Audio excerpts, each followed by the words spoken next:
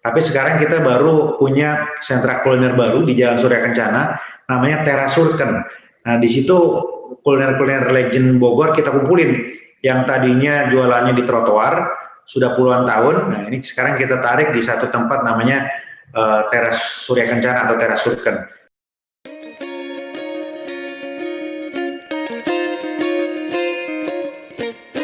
Halo netizen, apa kabarnya?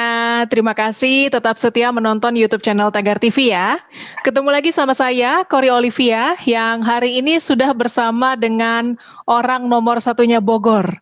Kebetulan juga di Jakarta dan sekitarnya sudah mulai sering hujan, saya jadi terinspirasi nih mau nanya ke beliau, kenapa Bogor disebut kota hujan? Langsung saja kita sapa Wali Kota Bogor, Bapak Bima Arya Sugiarto. Halo Pak Bima. Halo Kori, apa kabar? Kabar baik, Pak Bima sehat Pak? Alhamdulillah baik. Oke, Pak Bima, ini kenapa sih Pak Bogor disebut kota hujan Pak?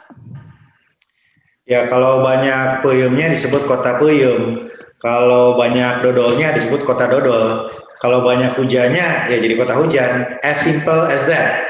Bogor itu punya frekuensi hujan tertinggi di dunia katanya. Jadi dibuat rata-rata per tahun ya karena sering hujan, makanya dibuat kota hujan. Sepanjang Bapak memimpin kota Bogor, ini tantangan apa saja Pak yang sudah Pak Bima hadapi?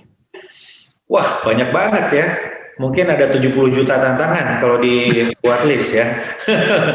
Jadi ya persoalan utama itu transportasi, macet, angkot. Yang kedua adalah persoalan sampah, pasar tradisional, PKL. Yang ketiga adalah banjir, ya dulu Bogor nggak pernah banjir, sekarang udah mulai banjir di mana-mana, banyak persoalan gitu. Nah, terus persoalan-persoalan lain itu adalah terkait dengan persoalan dialami umumnya kota-kota di seluruh Indonesia, seperti kesehatan, pendidikan dan lain-lain. Tapi kita fokus pada 3 yang utama tadi, macet, sampah, dan juga penataan PKL atau pasar tradisional.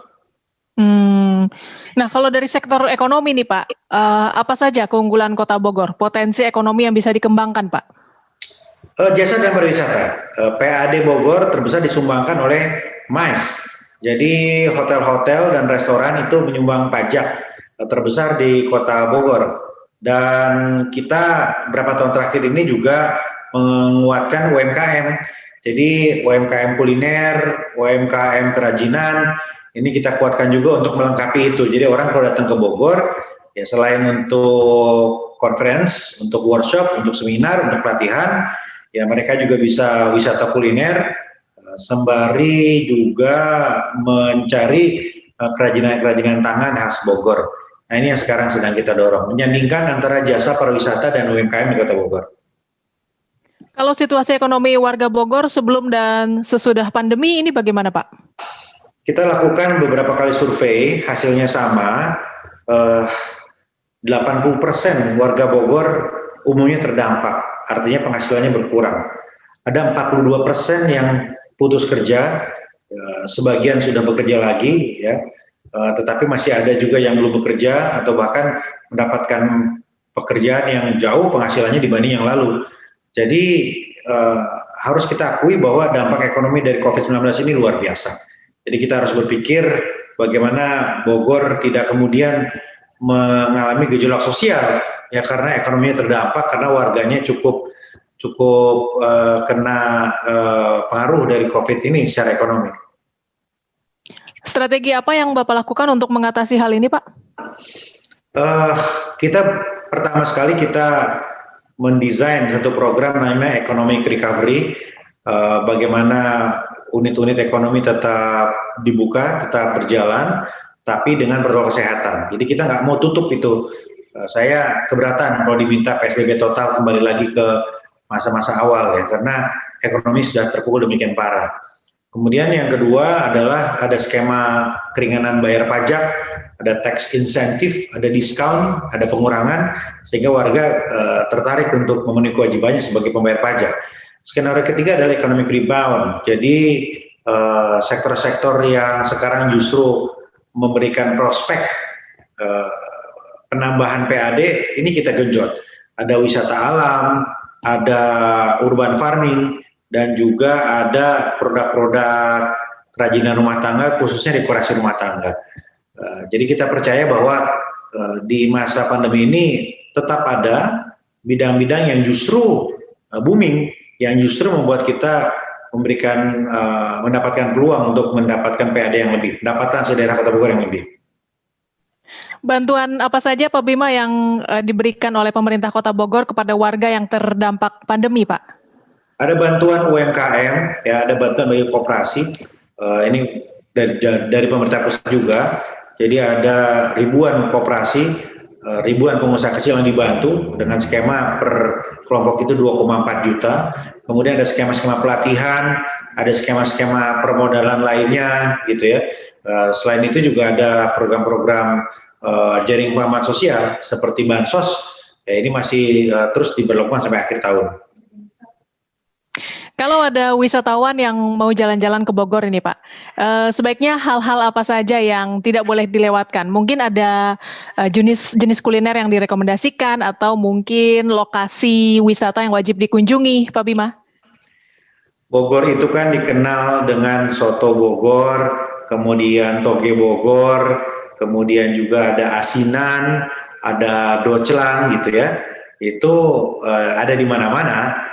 Ada juga yang suka sop makmun, itu sop iga ya, gitu, yang sangat terkenal lah gitu. Tapi sekarang kita baru punya sentra kuliner baru di Jalan Surya Kencana, namanya Teras Surken. Nah di situ kuliner-kuliner legend Bogor kita kumpulin, yang tadinya jualannya di trotoar sudah puluhan tahun. Nah ini sekarang kita tarik di satu tempat namanya Teras Surya Kencana atau Teras Surken. Lokasi di sebelah Vihara Danagun. Jadi kalau penasaran seperti apa dan merasakan sensasi Chinatown Kota Bogor, datang aja ke Teras Surken, Teras Surya Kencana di sebelah Vihara Danagun. Nah untuk wisata alam ada tempat trekking, jogging, hiking di Mulia Harja atau Ciharasas. Silahkan cek di Instagram saya, itu saya pernah ke sana. Nah ini sekarang trek favorit di Bogor Selatan. Bagi yang suka goes, boleh goes di dalam kebun raya. Nah ini bayar 15.000, masuk ke dalam, bisa bawa sepeda sendiri atau sewa sepeda di dalam. Atau nyobain trek sekeliling SSA, jalur seputar Istana dan Kebun Raya. Atau juga kalau mau agak ke bukit ke arah Bogor Selatan, bisa ke arah Bendungan Katulampa, boleh. Jadi sekarang nggak hari weekend saja, tetapi hari biasa juga banyak orang ya untuk goes dan naik sepeda. Itu rekomendasi-rekomendasi saya. Kalau di Jakarta kan kita harus pesan bungkus kalau misalnya kita mau makan atau mungkin makan di mobil. Kalau di Bogor, apakah sudah boleh makan di tempat, Pak? Di Kota Bogor masih boleh dine-in sampai jam 6. Nah setelah itu take away. Ya, sementara kita berlakukan kebijakan itu. Jadi dine-in-nya boleh dari pagi sampai jam 6 sore. Baiklah, ada pesan Pak Bima khususnya untuk warga Bogor, mungkin hal-hal apa yang harus dilakukan dalam situasi saat ini agar tetap sehat dan ekonomi juga tetap berjalan?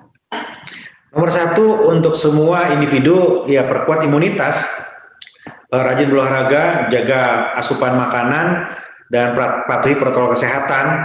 Ya, masker ini adalah nyawa kita, ya, jadi selalu pakai masker, jaga jarak dan cuci tangan, itu yang pertama. Nah yang kedua, warga Bogor untuk selalu mengupdate perkembangan COVID-19 di Kota Bogor. Kita ada situs resmi